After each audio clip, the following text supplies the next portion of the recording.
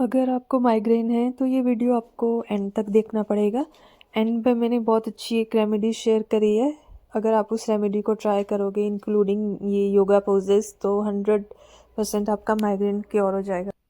ये child's pose है।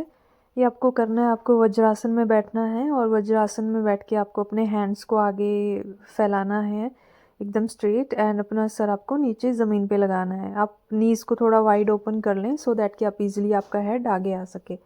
और इस पोज को आपने होल्ड करना है जितना आप होल्ड कर सकते हो, मिनिमम 5 मिनट और मैक्सिमम मतलब अगर आपके पास टाइम है तो आप 10 मिनट भी होल्ड कर सकते हो।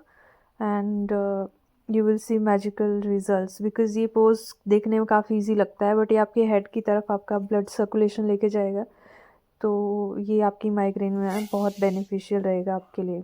सो ये आपको ज़रूर करना चाहिए। नेक्स्ट है रैबिट पोज। इसमें भी आपको वज्रासन में बैठना है और आपने अपने हेड को जो है नीचे ज़मीन पे लगाना है और उसके लिए आपको अपने हिप्स को आपको ऊपर उठाना पड़ेगा और आपको हाथों से अपनी एड़ियाँ पकड़नी है पैर की। और ये जो है इमेज इसकी मैं अगर आपको क्लियरली ये साइड से नहीं दिख रहा है तो इमेज मैं यहाँ पे लगा दूँगी सो आप उसमें देख सकते हो। इसको भी आपने जितनी देर आप होल्ड कर सकते हो, 2 मिनट, 4 मिनट, 5 मिनट, जितना ज़्यादा आप होल्ड करोगे उतना ही आपको काफ़ी आपकी माइग्रेन में या हेडेक में, इवन आपको स्ट्रेस रहता है ज़्यादा तो भी ये उसको रिलीव करेगा। क्योंकि माइग्रेन की बहुत सारे रीज़न है, उनमें एक रीज़न स्ट्रेस भी है।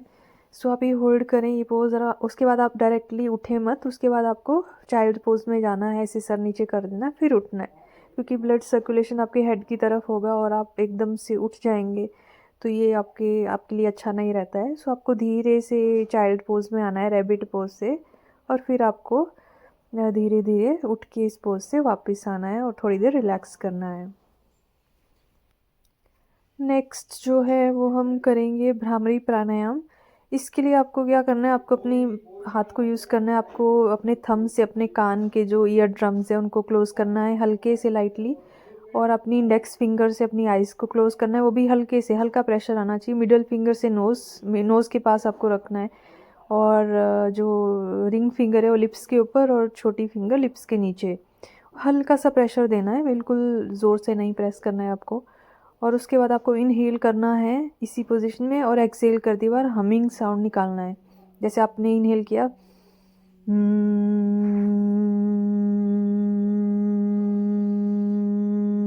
ऐसे ऐसे करके आपको इसको लंबा खींचना है हमिंग साउंड को, जैसे मधुमक्खी साउंड करती है ना, हम का साउंड करती है, भंवरे, नॉट मधुमक्खी, भंवरा जो साउंड करता है वैसे। और आपको ये 7 बार करना है पहले राउंड में। उसके बाद आप इसको 3 राउंड कर सकते हो, 7 राउंड, ये टोटल हो गया 21। तो आपको ये करना है और उसके बाद ये करने के बाद आपको आंख बंद करके थोड़ी देर ऐसे ही बैठे रहना है। फिर आपको फिर से इसी पोजीशन में आना है पर उस टाइम आपको सिर्फ अपनी ब्रेथ को सुनना है इसी सेम पोजीशन में, फिंगर की पोजीशन सेम रहेगी और आपको अपने हेड के अंदर आपको अपनी ब्रीदिंग की आवाज़ सुनाई देगी, उसको सुनना है।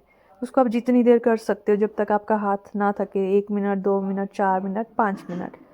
और जब आप ये करोगे आपको बहुत रिलैक्स्ड फील होगा और बहुत काम फील करोगे आप इंस्टेंटली।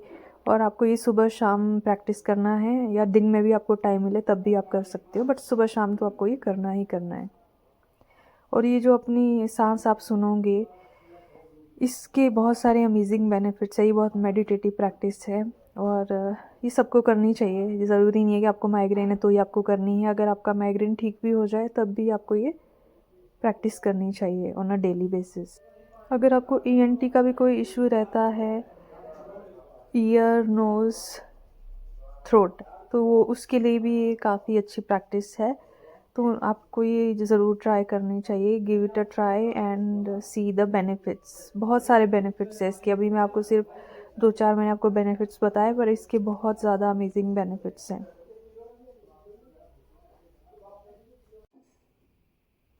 तो ये जो मैंने शेयर किया आपके साथ child pose and rabbit pose and Bhramari pranayama, ये आपको रेगुलर करना है और जितना ज़्यादा आप ये करेंगे आपको बहुत बेनिफिट मिलेगा आपके माइग्रेन में। एंड इसके साथ साथ आपको ब्रेथ वर्क भी ट्राई करना है। ब्रेथ वर्क जो है अपने अपनी पूरा दिन अपनी सांसों पे ध्यान देना है कि आपकी सांसें फास्ट तो नहीं हो रही है, आप जल्दी जल्दी सांस तो नहीं ले रहे हो, अपनी अपनी सांसों को स्लो डाउन करना है। जितना स्लो डाउन और रिलैक्स करोगे अपनी सांसों को आप, उतना आपको इम्प्रूवमेंट नज़र आएगी। पूरा दिन आपका ध्यान अपनी सांसों पे होना चाहिए और इसको आपको रूटीन बनाना है। ये एक दिन में नहीं आएगा, आपको रोज़ करना है तो आपको प्रैक्टिस होगी। और बैठ के भी आप ब्रेथ वर्क आपको करना है, अपनी ब्रीदिंग को थोड़ा लंबा करने की कोशिश करना है। स्लोली इनहेल, स्लोली एक्सहेल, ठीक है। और बीच में पॉज भी करना है, जितना पॉसिबल है उतना ये आपको करना है। और इसके साथ साथ एक रेमेडी मैं आपको दे रही हूँ जो मैंने खुद भी ट्राई करी थी और ये 100% काम करती है। 100% ये रेमेडी काम करती है, मैंने खुद ट्राई करी है, इसलिए मैं आपको बता रही हूँ। मतलब मैं जो भी वीडियो बनाती हूँ वो मैं खुद के उस पे बनाती हूँ। मैं ऐसे नहीं कि कहीं से सुन लिया बना लिया, मैंने जो चीज़ें खुद ट्राई करी है, जो मेरे पे वर्क करी, मैं वही शेयर करती हूँ। प्रैक्टिकल चीज़ें शेयर करती हूँ मैं। सो इसमें आपको क्या करना है, मैंने लिख के रखा है सो दैट कि मैं कोई पॉइंट भूल ना जाऊँ। ऐसे तो मुझे याद है बट कई बार कुछ छोटी छोटी चीज़ें मिस हो जाती है। तो इसमें आपको क्या करना है, आपको 5 बादाम लेने हैं एंड आधा अखरोट की गिरी लेनी है, ठीक है। इसको आपको रात को भिगो देना है और कोशिश करना कि कांच के गिलास में आप इसको भिगो के रखें रात को, ठीक है। 7-8 घंटे भिगो के रखना है। सुबह आपको उठ के क्या करना है, उसका छिलका उतार लेना है। फिर आपने एक मोर्टर पेस्टल आता है जिसमें हम ग्राइंड करते हैं, हाथों से ग्राइंड करते हैं।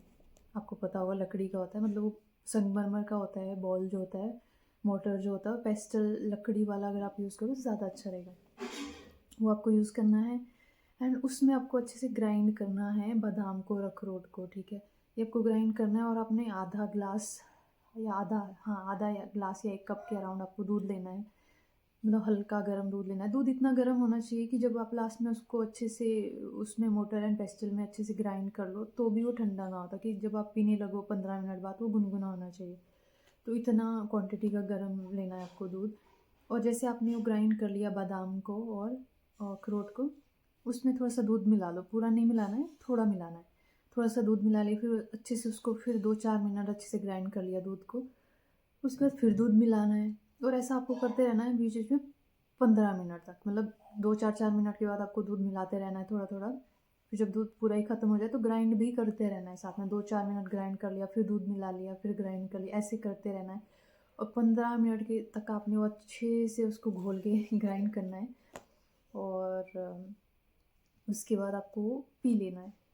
अगर आपको मीठा चाहिए, वैसे तो वो दूध नेचुरली मीठा ही होगा, बट अगर आपको मीठा उसमें ऐड ऑन करना तो चीनी आप ऐड मत करना, आप उसमें हनी ऐड कर सकते हो और एक धागे वाली मिश्री आती है वो ऐड कर लेना। दोनों में से कुछ भी आप ऐड कर लेना, या बिना मीठे के भी पियोगे तो भी चल जाएगा।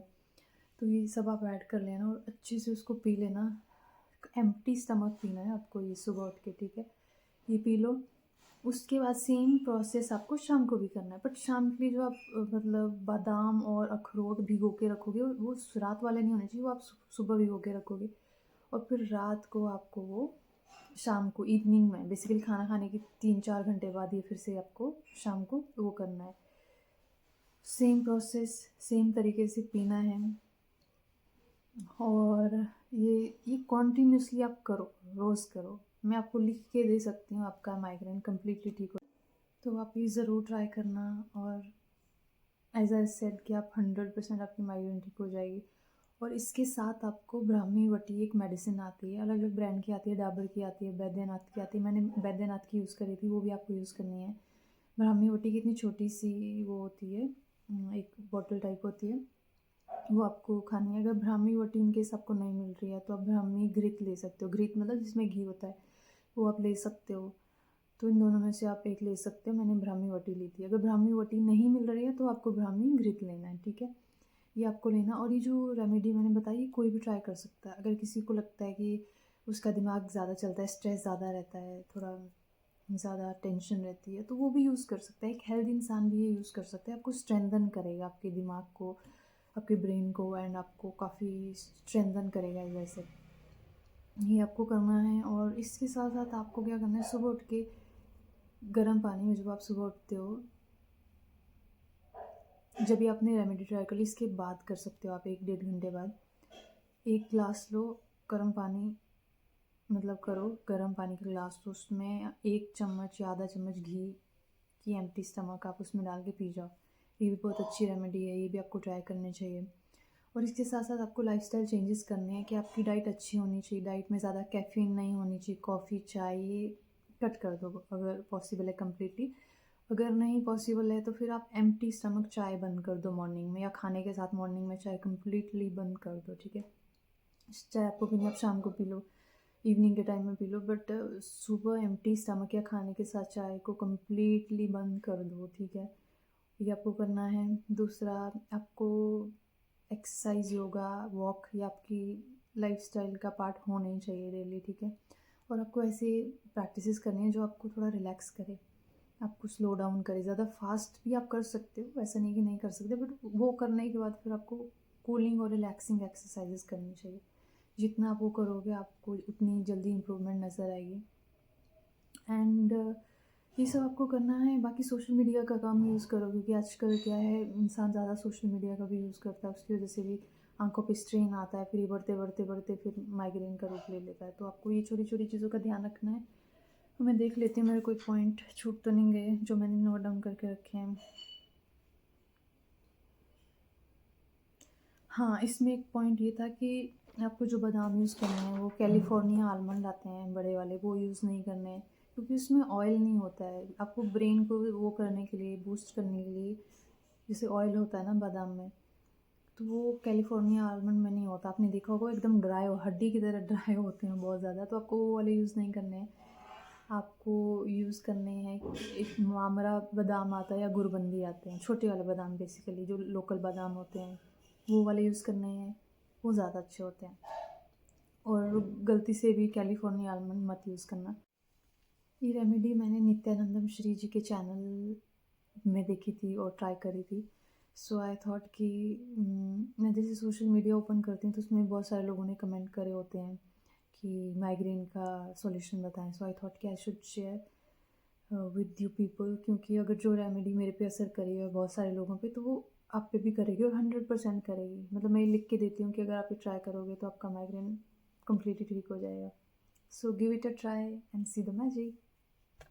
Thank you. I see you in the next video.